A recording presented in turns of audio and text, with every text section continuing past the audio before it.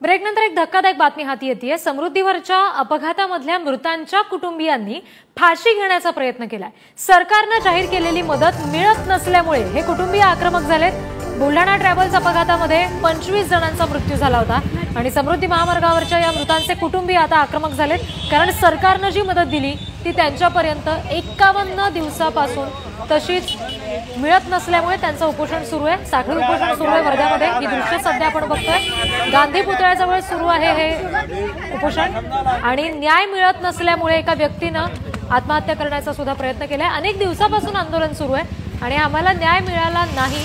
आमच्या परिवारातील 25 जणांचा आगीमध्ये होरपळून मृत्यू झाला। विविध आंदोलनं केली पण सरकार दखल घेत नाहीये म्हणून कुटुंबीय आक्रमक झाले।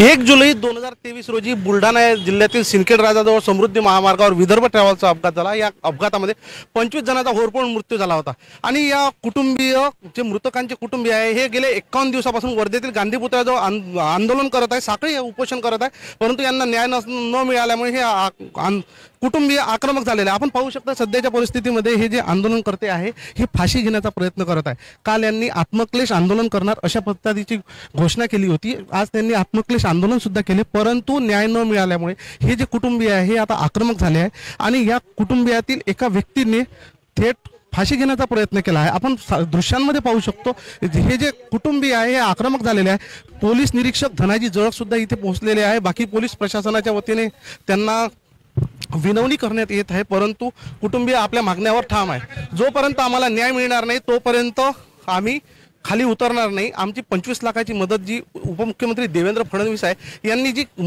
मदतीची घोषणा केली होती तोपर्यंत मिळत नाही तोपर्यंत मागण्यावर ठाम आहे असे म्हणतात। आपण पुढारी टीव्हीवर हे एक्सक्लुझिव्ह दृश्य पाहत आहे।